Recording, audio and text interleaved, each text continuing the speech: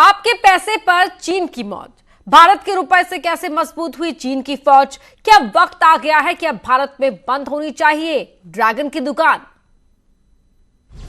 क्या अब वक्त आ गया है?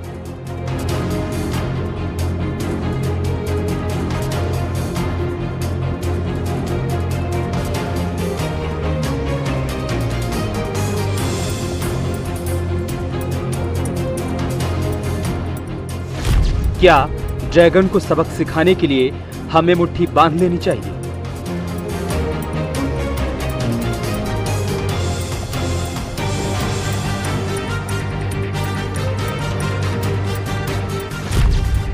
क्या चीन के आर्थिक चक्रव्यूह को तोड़ने के लिए अब हमें ठोस कदम उठा लेना चाहिए?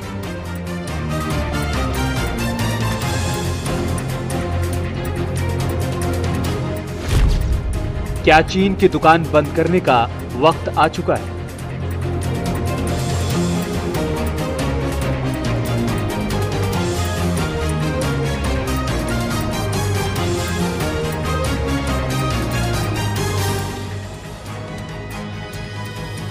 पहले इन तस्वीरों को देखिए। ये इमारत कितनी चमक रही है। ये चीन के टॉय मार्केट की तस्वीरें हैं।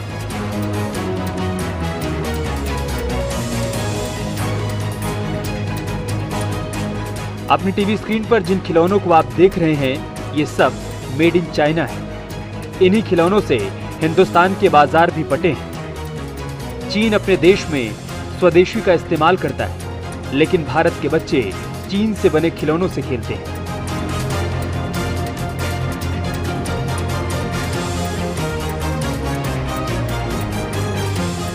अब दूसरी तस्वीर देखिए। ये दिल्ली के चाइना मार्केट की तस्वीरें हैं।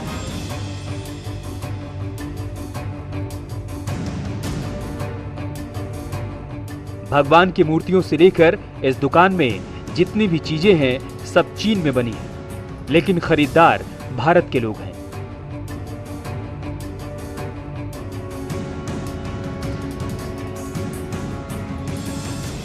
आप जिस भगवान को पूजते हैं, उनकी मूर्तियां चीन बनाता है, उसे तैयार कर भारत के मार्केट में भेज देता है, और हम इन मूर्तियों को खरीदकर घर लेकर आते हैं, पूजते हैं, लेकिन पैसा चीन को देते हैं। जो कुम्हार और कारीगर हमारे लिए मूर्तियां बनाते हैं, दिए सजाते हैं, चमकती झालर तैयार करते हैं, उनके सामान को हम खरीदने से हिचकते हैं। मां दुर्गा की मूर्ति हो या भगवान गणेश की या किसी और देवता की, चीन सब कुछ बनाता है और आपके सामने कम दाम में लाकर रख देता है। भारतीय अपने बटुए से पैसे निकालते हैं और चीन का सामान खरीदकर उसे आर्थिक रूप से मजबूत करते हैं। घर में सजाने के सामान से लेकर जमीन पर बिछाने वाली दरी भी चीन ही बनाता है। कपड़े से लेकर जूते तक चीन के मार्केट में सस्ते दाम पर तैयार होते हैं और आपके चारों ओर इसी तरफ फैला दिए जाते हैं।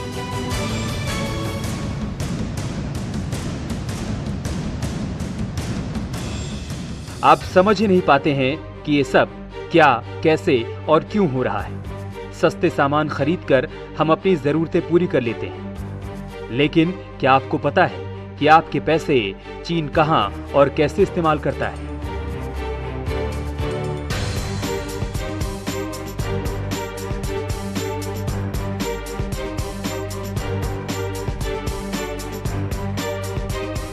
भारतीय बाजार से हजारों, लाखों और करोड़ों रुपए ले जाने वाला चीन उन पैसों को क्या करता है?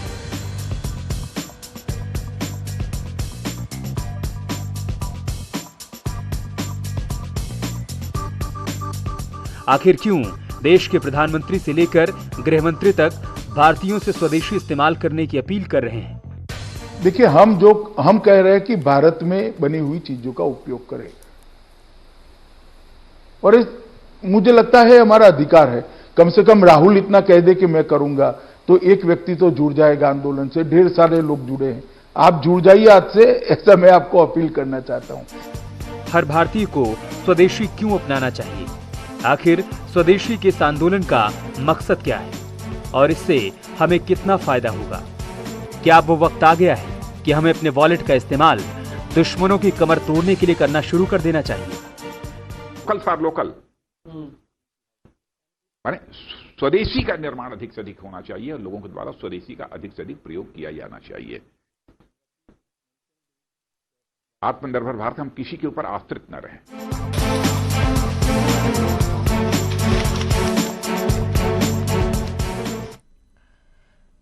गृहमंत्री अमित शाह ने 1 जून को न्यूज 18 नेटवर्क के editor in chief Rahul Joshi से एक्सक्लूसिव बातचीत में कहा कि देश के लोगों को अब स्वदेशी का इस्तेमाल शुरू कर देना चाहिए।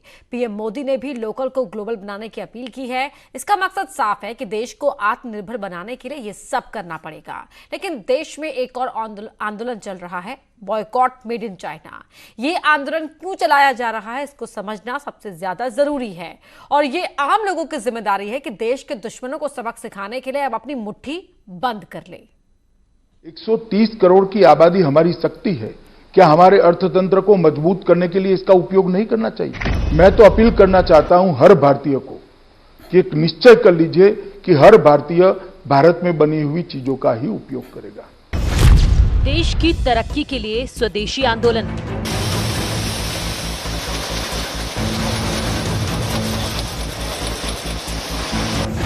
$130 करोड़ के बाजार से संवरेगा हिंदुस्तान।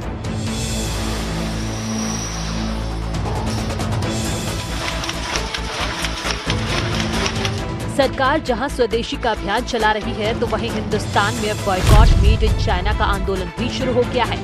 इस आंदोलन का मकसद क्या है, उससे पहले ये समझना जरूरी है कि चीन हिंदुस्तान से कितना पैसा ले जाता है।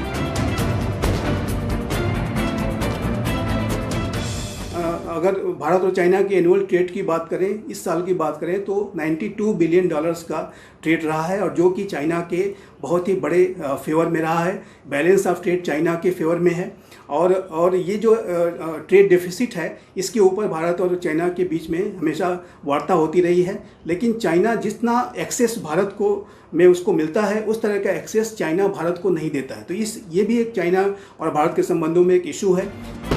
आखिर ऐसा क्या हुआ है कि चीन के सामान के खिलाफ भारत में आक्रोश बढ़ रहा है? क्यों दुनिया में चीन को लेकर धारणाएं बदल रही हैं? चीन की दुकान बंद करने की वजह क्या है?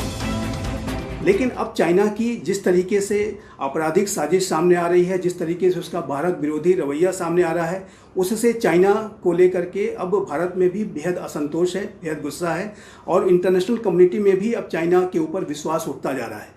और यही कारण है कि अब भारत भी और पूरी दुनिया चाइना के आर्थिक बहिष्कार की जो है मांग कर रही है और ये आवाज़ें अब लगातार उठ रही हैं। चीन भारत से खरबों रुपए ले जाता है। दुनिया में चीन के लिए सबसे बड़ा बाजार भारत है। जो कुछ भी बनाता है हिंदुस्तान में फैला देता है। लोग हाथों हाथ खरीदते हैं। हिंदुस्तान की फैक्ट्रियों में बने सामान धरे के धरे रह जाते हैं। चीन के विकास में हिंदुस्तान का भी बहुत बड़ा योगदान है, लेकिन चीन हमारे ही पैसे से भारत के खिलाफ साजिश रचने में लगा रहता है। हिंदुस्तान के पैसे का इस्तेमाल चीन अपनी सेना मजबूत करने में लगाता है, अपनी ताकत को बढ़ाने में खर्च करता है और उसी ताकत की बदौलत भारत को कभी डोकलाम में तो कभी लद्दाख में आग दिखाता है। जाहिर है कि चाइना जो भारत से वो लाभ कमाता है, उसका इस्तेमाल अपने डिफेंस मॉडर्नाइजेशन में, अपनी रक्षा तैयारियों में और अपने स्ट्रेटजिक डोमिनेंस को बढ़ाने के लिए जो भी वो एक वॉरफेयर की जो तैयारियां करता है उसमें वो खर्च करता है। चाइना लगातार जो है भारत को घेरने की कोशिश करता है। चाइना भारत के छोटे पड़ोसियों को कर्ज के जाल में फंसाता है। अक्साई चीन हो या पीओके या नेपाल का ताजा सीमा विवाद, सबके पीछे चीन की चाल है। पीओके में चीन भारत में कमाए पैसों का इस्तेमाल करता है, वहाँ पर सड़क, पुल, बंदरगाह बनाता है, हमारे दुश्मन देश को मदद करता है ताकि वो भारत को चारों ओर से घेर सके। CPEC के तहत भारत की जो टेरिटरी है, पाकिस्तान ऑक्युपाइड कश्मीर और गिलगित बल्तिस्तान में बड़ा पैसा निवेश करता है। तो जाहिर है कि ये जो भारत से उसको जो आर्थिक लाभ हो रहा है वो भारत के खिलाफ ही उसका इस्तेमाल हो रहा है। वो जो है भारत के विरुद्ध ही उसका इस्तेमाल करने की कोशिश की जा रही है और भारत को घेरने की कोशिश की जा रही है। जैसा कि मैंने कहा कि ये अपने डिफेंस मॉडर्नाइजेशन में, पीओके और गिलगित बल्तिस्तान में सीपीईसी के माध्यम से या भारत के छोटे पड़ोसियों को कर्ज दे करके चाइना भारत को दबाव में डालने की कोशिश करता है। तो जाहिर है कि ये $60 बिलियन का जो चाइना अपने सामान का एक्सपोर्ट करता है, उसका एक बहुत बड़ा जो लाभ होता है वो भारत विरोधी तैयारियों में ही वो लगा देता है। कोरोना काल में जहां दुनिया महामारी से लड़ रही है, चीन भारतीय सीमा पर आंख दिखाने की कोशिश में जुटा है। अक्साई चीन में सेना को तैनात कर दिया गया है। रोज फाइटर प्लेन उड़ान भरते हैं। भारतीय सीमा में मौजूद पेंगांग झील तक आने की कोशिश की। यही नहीं, उसने अपनी सेनाओं से यहाँ तक कह दिया है कि वो किसी भी हालात से निपटने के लिए तैयार रहे।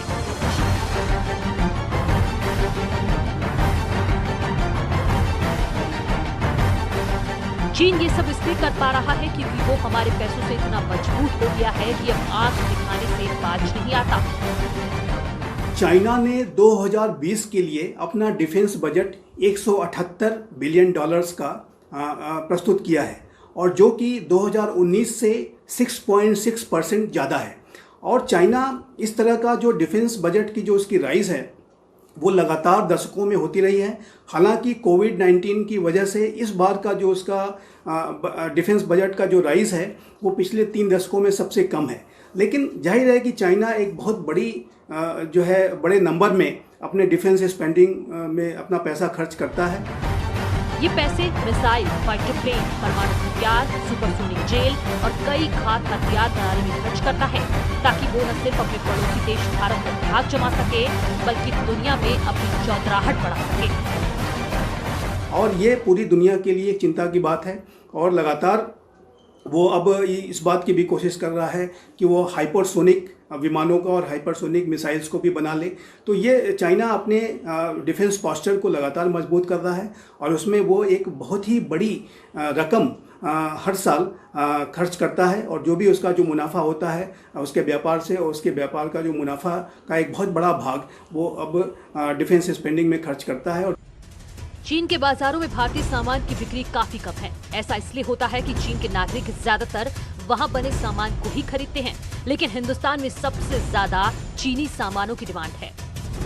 और इस ट्रेड का जो ज्यादातर लाभ, भारत और चाइना के बीच के ट्रेड का जो ज्यादातर लाभ जो है वो चाइना को मिलता है। बैलेंस ऑफ ट्रेड बहुत ही हैविली चाइना के फेवर में है, और भारत एक बहुत बड़ा बाजार है, विश्व का सबसे बड़ा लोकतांत्रिक बाजार है, और चाइना ने भारत से बहुत मुनाफा कमाया है, और उस मुनाफे से चाइना बहुत रिच हुआ है, और जाहिर है कि उस पैसे का इस्तेमाल चाइना अब पाकिस्तान में अपने डोमिनेंस को बढ़ाने के लिए कर रहा है।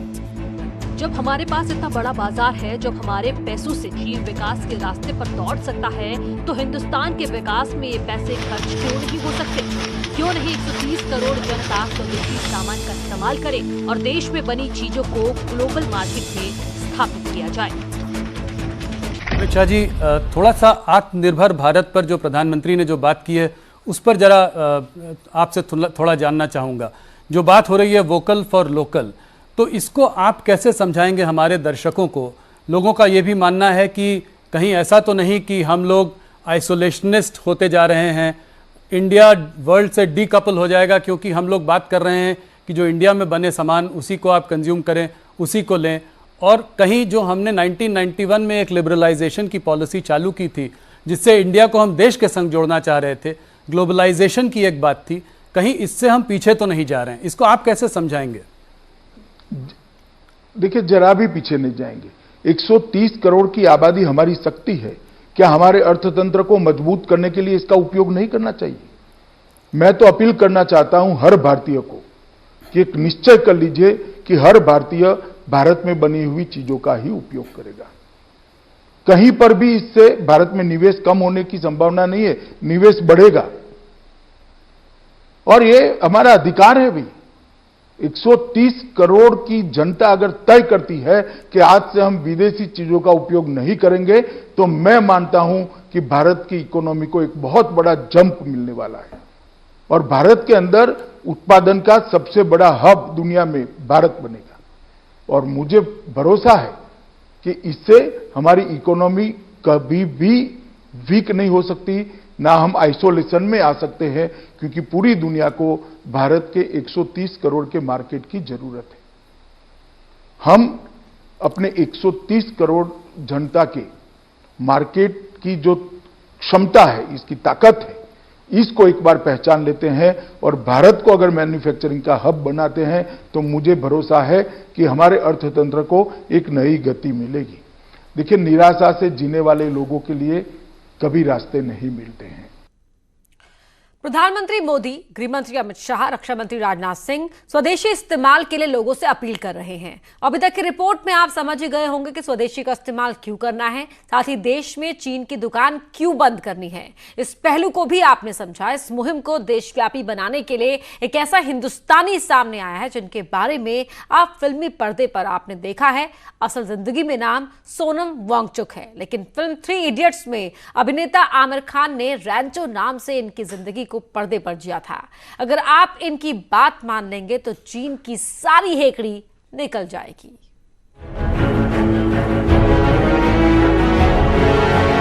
चीन की हेकड़ी निकालेगा ये हिंदुस्तानी। भारतीयों, मुट्ठी बांध लो, अब सबक सिखाने का वक्त आ गया है। मैं तो कहता हूं कि इस बार भारत की बुलेट पावर से भी ज्यादा वॉलेट पावर काम आएगी। लद्दाख की पहाड़ियों और नदियों के बीच बैठकर रैंचो ने हिंदुस्तानियों से आह्वान किया है, लोगों से अपील की है। रैंचो सोनम वांगचुक ने साफ साफ शब्दों में बताया है कि चीन को मात कैसे दी जा सकती है और उसके घमंड को कैसे चूर किया जा सकता है। रैंचो ने जो वीडियो जारी किया है उसमें पहले चीन और भारत के बीच बढ़ती तनाव को बहुत बारीकी से समझाया है। आप लोगों को एक बहुत ही ज़रूरी संदेश देने के लिए आया हूं, जो कि चीन और भारत के बीच अभी जो टकराव और तनाव की स्थिति बनी है, इसके बारे में आपकी क्या जिम्मेदारी है। मैं लद्दाख में हूं और आप देख रहे हैं सिंधु नदी को बहते हुए यहाँ, और वो जो पहाड़ियाँ हैं उनके पीछे नोब्रा और चांगतांग के वो इलाके हैं जहाँ पर ये तनाव बढ़ता जा रहा है। हजारों सैनिक वहां ले जाए जा चुके हैं। सुनने में आया है चीनी वायुसेना के जहाज भी वहां तैनात किए गए हैं, और 1 घंटे पहले भारतीय वायुसेना के जहाज भी मेरे ऊपर मंडरा रहे थे। आखिर ऐसी स्थिति क्यों? चीन क्यों बार बार भारत की सीमा पर अतिक्रमण करने की कोशिश करता है? क्या वो भारत के बढ़ते कदम से बेचैन है या अपने आंतरिक मामलों से ध्यान भटकाने के लिए ऐसा करता है? आपने देखा होगा कि ये सिर्फ भारत के साथ नहीं हो रहा है, बल्कि पिछले कई हफ्तों से चीन ये दक्षिण चीनी सागर में वियतनाम, ताइवान और अब हांगकांग के साथ भी छेड़खानी कर रहा है। और मेरा ये विश्लेषण है कि वो ये सब किसी देश के साथ दुश्मनी के वजह से ज्यादा अपने अंदर की समस्याओं को सुलझाने के लिए कर रहा है।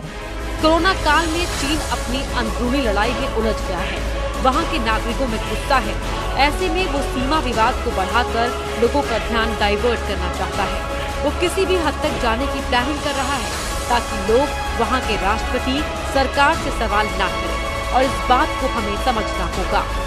सामान्यतः जब सीमा पर तनाव होता है तो हम आप जैसे नागरिक ये सोचकर सो जाते हैं रात को कि सैनिक इसका जवाब दे देंगे, मगर मैं आज आप लोगों को ये ज़रूरी बात बताना चाहता हूं कि इस बार सिर्फ सैनिक जवाब नहीं, 2 तरफा जवाब हो और उसमें नागरिक जवाब भी हो।